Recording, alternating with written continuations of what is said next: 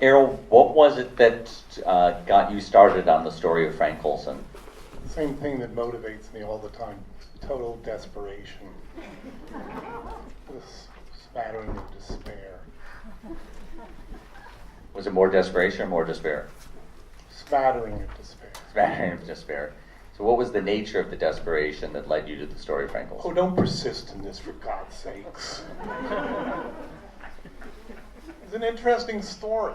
How did you first hear of the story?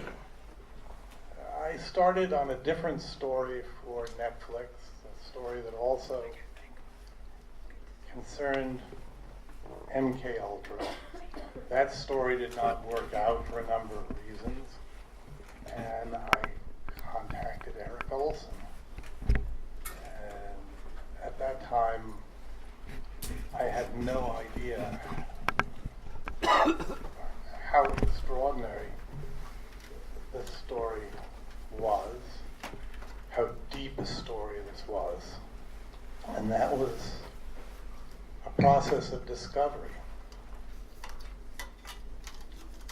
led by Eric Olson, my protagonist, who is with us tonight.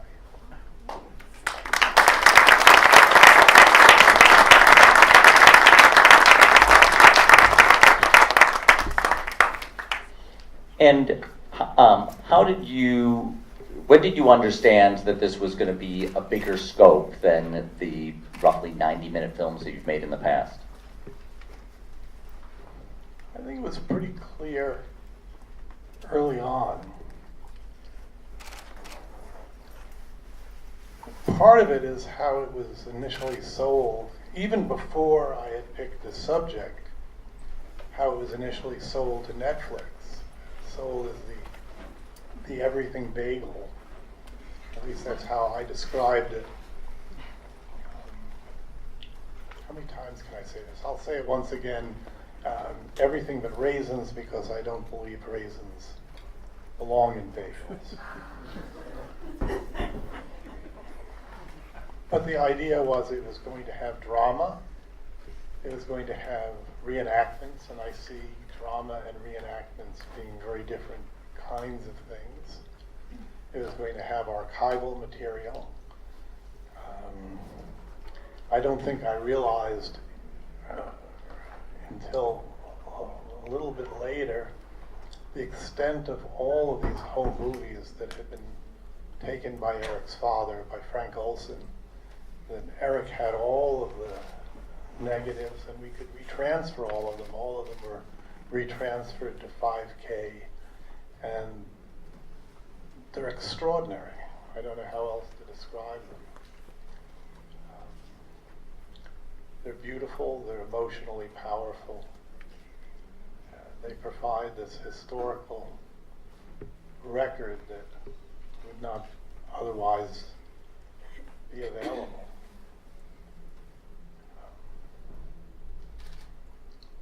I didn't realize how Hamlet ran through this story. That's certainly due to Eric.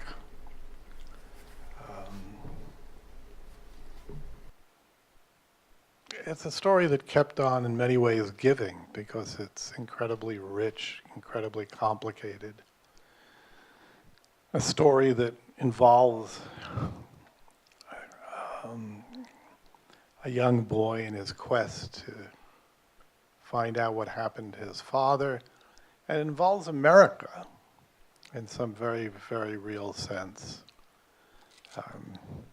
It's probably my favorite line in the entire, I don't know whether I'm supposed to call this a film or a series, a documentary, a feature. But the problem is that there's really no nomenclature out there that tells you what this is. I somehow think of it as the push me, pull you in Dr. Dolittle. It's something, but we're not really sure what.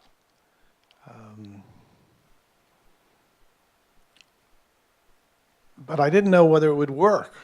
I didn't know if combining all of these elements would work. And I should probably let you be the judge.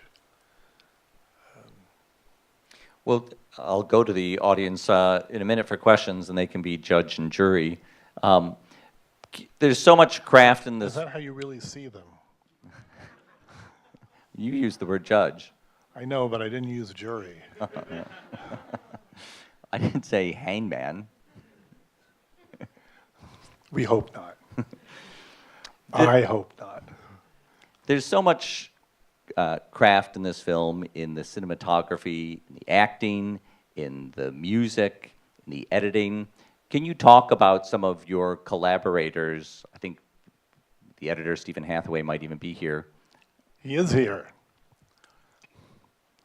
Not just a collaborator with respect to the editing, but he and the assistant editor, Molly Rokosh, wrote the script as well. So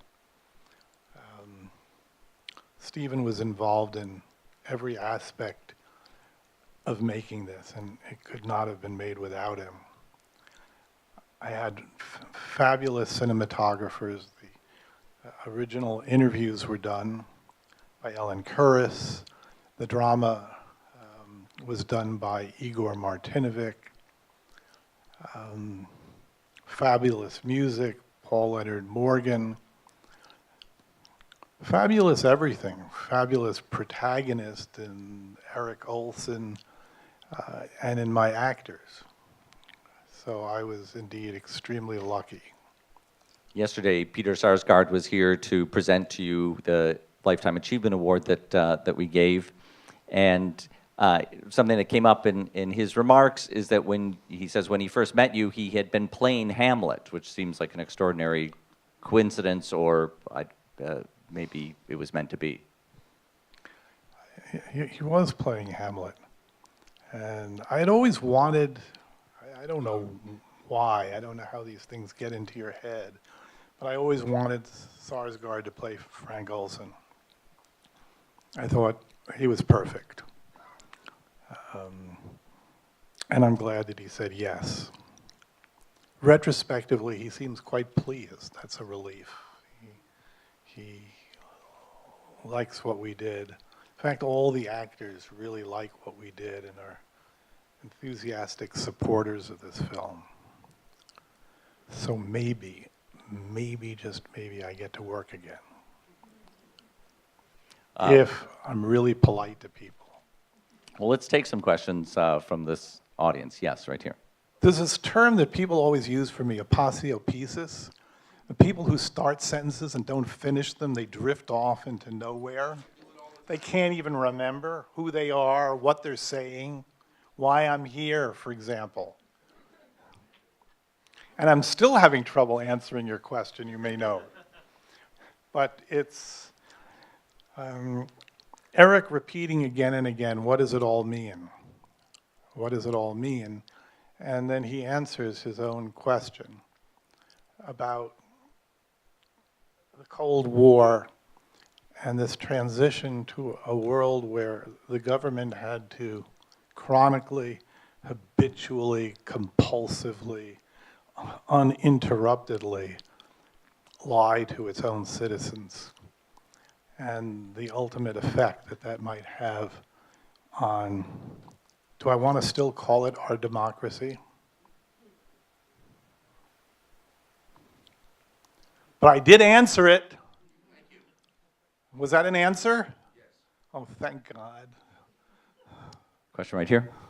Everyone hear the question? It's about Seymour Hersh's Revelation and how much that affected the way you were taking this journey. I think it affected it in myriad ways. And I should add, I don't think this is over with yet. I think there's another chapter to come. So please pay attention, Mr. and Mrs. Netflix. Because I'm not really quite done with it, and I know that Eric is not quite done with it either.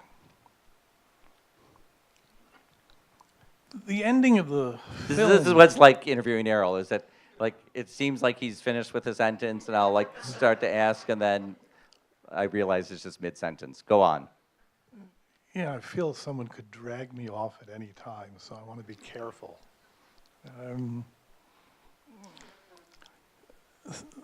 Cy's ending to this movie is so bizarre. I kind of like it. Eric may feel otherwise. I would even go so far as to say Eric does feel otherwise. Take out the may feel otherwise. It seems like a weaselly way of putting it. What is Cy saying? Tradecraft won? Well, wait a second. But we know now that Eric's father was in fact murdered by the CIA.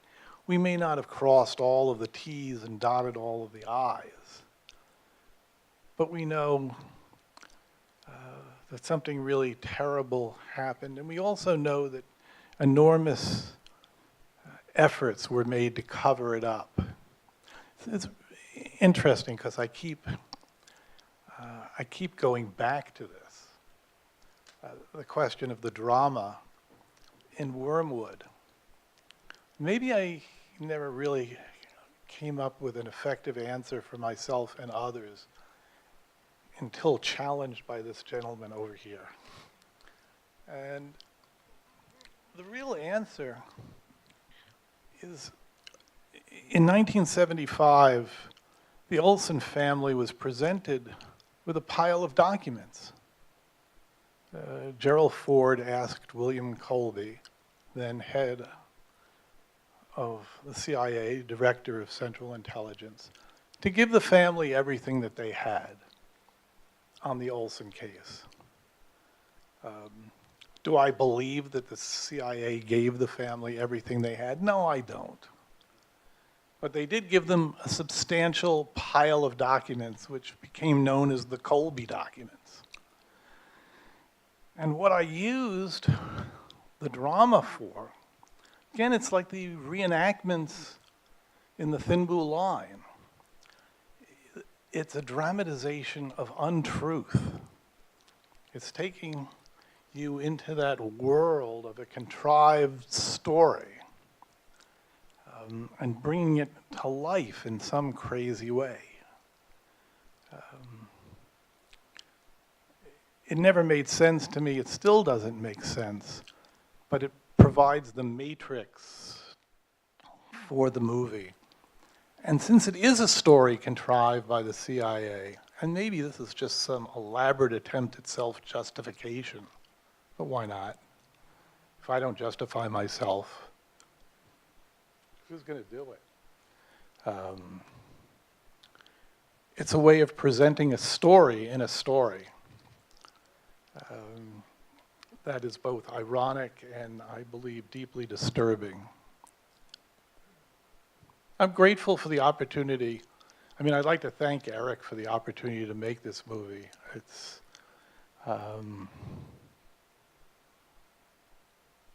for me, one of the most interesting and most challenging things I've ever done. And not just because of its length, although that was challenging in and of itself, but because of its complexity. I worked as a private detective years ago. It always amazes me when anybody gives me money to make a movie, because for years they didn't. And I had to support myself in various different ways. But one thing private detectives know, private or otherwise, is that you're creating a collage. The world isn't just given over to us. We have to piece it together from scraps, detritus of one kind or another, hoping in the end it will come up with a picture. It's one of my favorite lines in film noir. I love the line so much that I put it smack in the middle of this thing. It's a way to remember it, I guess. Is Robert Mitchum's line in Out of the Past. And I always cited it somewhat incorrectly. It was close, not really a bullseye, but it was, I could see the frame, but I still couldn't see the picture. And we know there's a frame here pretty early on. I felt very powerfully that there was a frame here, but I couldn't yet see the picture. And maybe I'm still filling in that picture. Now, can I take another question? Hi. Yes, sir, in the back. Did Seymour Hersh share any information with you off the record that couldn't be in the film? I think this can be a very short answer. Yes. All right. You asked the question, you got an answer. Yes, ma'am, right there. Well, remember... The question was, did you reach out to Eric's other siblings, and are they as passionate about this mystery as he is? Well, there are two other siblings, one of whom died in a plane crash very shortly after the release of all of these documents and the settlement with the government, which seems to be one of the central tragedies in the story, one of the central tragedies in Eric's life. I can't really even quite imagine it. I never spoke to Eric's brother, and I felt that Eric's voice was strong enough. Sometimes I believe it's better to interview less people rather than more. And who you interview, who you put in a film. Of course, it's a matter of choice. And I found Eric's voice so powerful and so compelling, so persuasive, that I interviewed him, but no one else from his family. You see the rest of the family. You hear from his mother.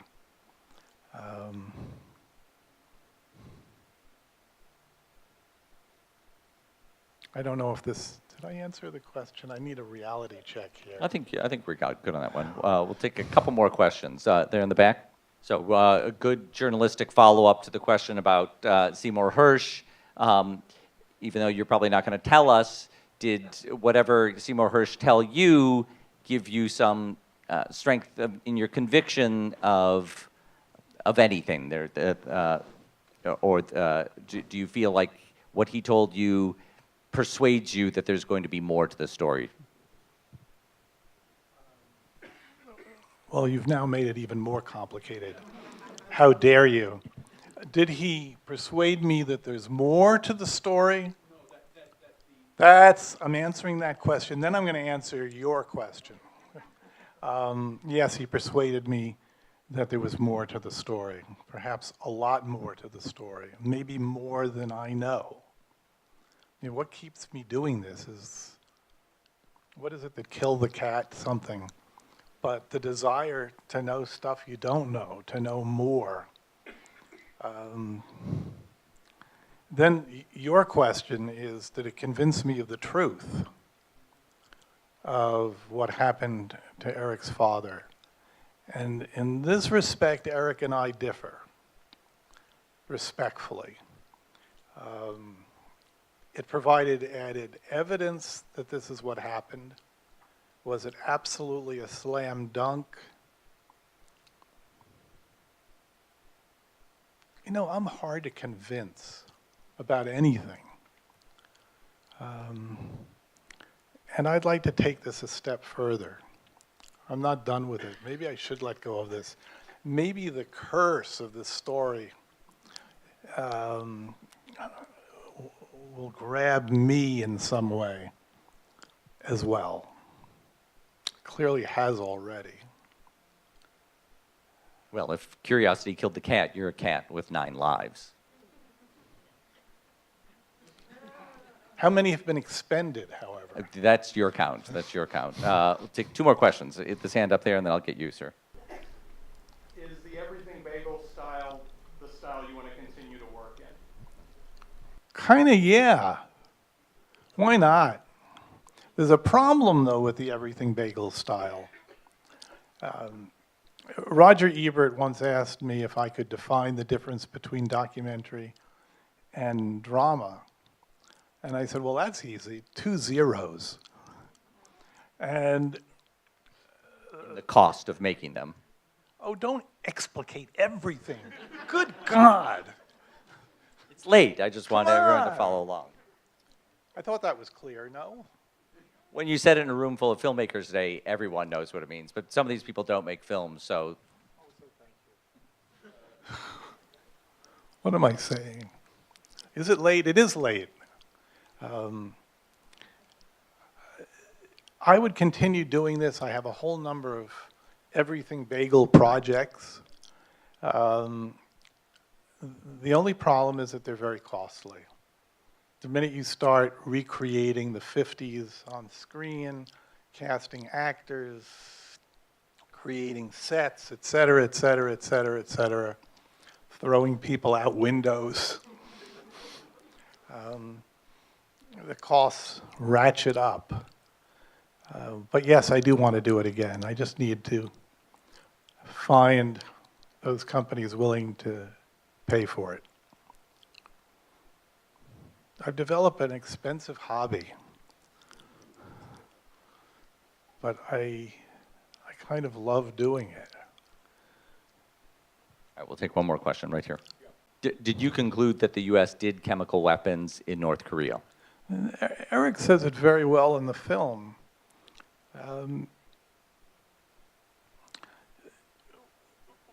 When there's a powerful interest on the part of the government to cover something up, I mean, I'm reminded, of course,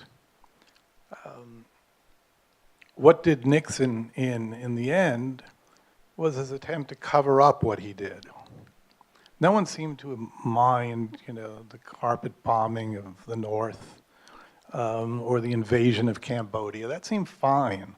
But break into Daniel Ellsberg's psychiatrist's office, and that's a no-no. It's the cover-up that gets them in the end. And I have no idea the extent of the collusion between the Trump campaign and Russia. I just don't know. But I do know they're trying to cover it up regardless of whether it happened or not. And that in itself is really, really interesting and potentially actionable.